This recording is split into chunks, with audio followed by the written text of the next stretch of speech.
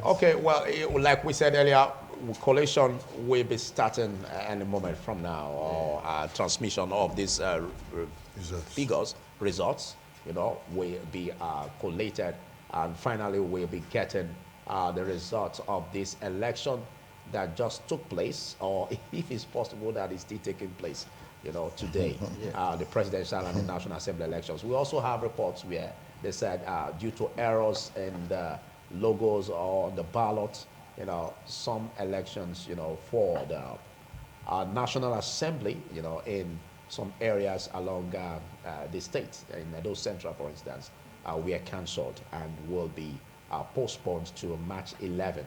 Now, again, this brings to question the performance of INEC, because one thing is sure: what happens in the process of getting the logo or the required features of parties on the ballot?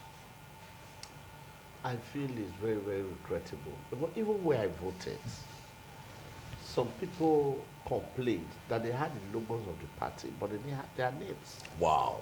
So even where I voted, there were a lot of complaints. And the people just simply identified the party, either by name. Some of the names were not complete. I voted at Western Boys, and NTA was there. Do you think that could be natural errors? Or Well, I don't know the kind of printers they gave. And I know that the printer will say it was the printer's devil. Because that's what they always say, that it was the printer's devil. But I don't think the devil was involved in this. The devil didn't print. The devil didn't give the information. Human beings did. Whether it was deliberate mischief is what I cannot tell. But the error is too fundamental. most especially when we also saw reports in some area, I think in the FCT, where they said that even ink, at the level of ink that they will use for thumb printing, was not available. And so what the electorates now did, they now volunteered their bigs to draw ink from their bigs to do that. What do you call that process? I think it was a very, very a serious error. I don't want to judge INEC, but I feel that there should be people who would have checked these things. Would have checked these things. Because what do you mean by some parties, their names were even omitted. So you can see what is happening in Edo Central now. You see, things like this do not build confidence. You see, nobody dashes you his trust, either as an individual or as an institution. You have to earn the trust, and you earn the trust by doing things that are trustworthy. So I urge INEC, between now and the next election, do things that will make us, the electorate, to trust you. We are willing to cooperate with you. We are willing to be patient if there are minor errors.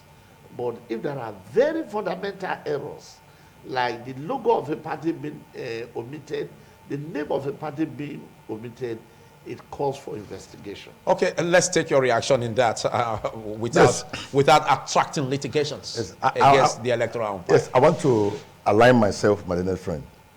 He had just made a very, very germane point by telling you that if it's a mistake, it was a very highly fundamental mistake. And like we are saying, this country, the federal government has spent so much money in this election. So much money in this election. This omission on the ballot paper can lead to litigations that can even lead to the cancellation of this election. Because it's very, very, very fundamental. Yes. Again, most worrisome. So it could rob on the integrity of the body of the electoral umpire. Then most worrisome is the fact that it affected the most popular party in this election. The omission of not printing completely on that ballot paper affected the most popular party in this election. Again, like my learned friend earlier submitted, he did say that ordinarily, if INEC was prepared ab initio, that INEC ought to have looked at everything for this election before the election day. Or conduct a mock exercise on those logos or the ballot Yes, papers. the INEC chairman. So that the political party agents or members can see it and detect it and Yes, correct it. the INEC chairman is in charge of this election, and he ought to have looked at this thing to know whether the job the contractor did was exactly the assignment he gave to him, or whether himself was the person that gave what that man did. For instance, if the contractor have done exactly what he was asked to do, he has no liability. Then, on the other hand, the next question is, why will the INEC remove a party's logo or a party's name in a voter's card to be used in such important election that involves National Assembly and presidency? So, like my friend said, it calls for investigation, very strict investigation, because the mistake or the error was was too loud fundamental and could be seen as unforgiving. Yeah, it can lead to litigation. Okay, a very serious litigation. Okay, so let's leave it at that. That can lead to other things, happening. Okay. Activists are friends. Nigerians, like you said, it affected a popular party. Yes. Well, I don't know the statistics you conducted to note, but good enough, you didn't mention any name of any party. No. So whatever popular party you had Yes. is in your mind, and you were very, very smart enough and very, meticulous in avoiding the name. So let's leave it at that. Now let's look at the aspect where, at the point of after voting, Nigerians or the electorate would be very, very curious, looking at what they got as figures at the polling unit, and they will want to collate and see what INEC will be releasing. Now, at that point, we just hope that there will be no deformity of figures or disparity. I don't know how to call it, But at this point, what do you see as an advice for the electorate? First, or for the electoral umpire, First, not to dabble into this fragile peace that we have at present in the country. I'm happy that you use the word loosely, fragile peace. First, let me quickly address what my learned friends have said with respect to the fundamental defect in the ballot paper. Okay. In this country, we like to pamper offenses. We look for adjectives, we qualify them, we look for loose words to use so that they will not appear offensive, maybe to authorities. What INEC did, like my learned senior said here, was fundamental and is unacceptable. That is my position. Because as of Tuesday this week, people raised that issue because they saw it on the ballot papers. I do not know how it came about, but I want to believe that when the ballot papers arrived, INEC had to call some of the political parties or all of the political parties to make them to see it, and they raised the issue. Oh, yes, as of Tuesday this week. Then INEC kept mute. It shows that this error was deliberate. No. If you say as of Tuesday this week, yes, looking at the numbers, of ballot papers that have already been printed, could that not be an equivalent task to draw it back into? Why did INEC not apologize to Nigerians? No. Why did they not apologize to Nigerians? Why did they not tell Nigerians? Only for us to get to the ballot polling unit today to see it. I voted. I saw it.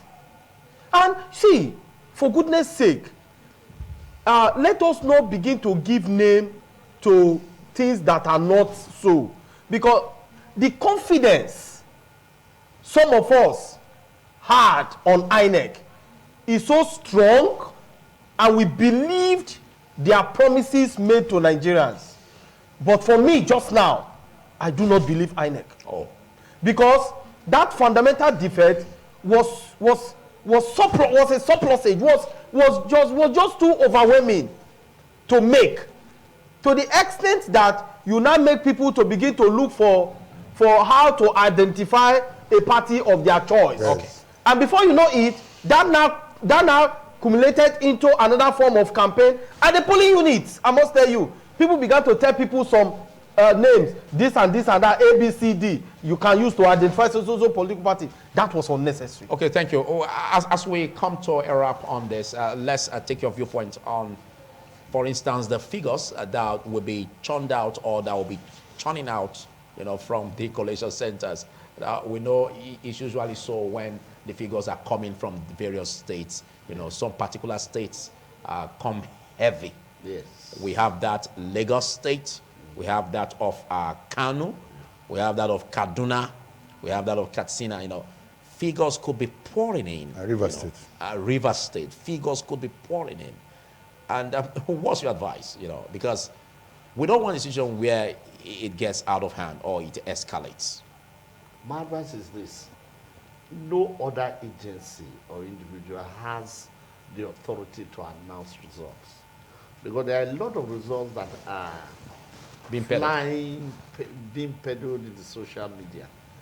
Please disregard any result that is not authenticated or announced by INEC in the social media.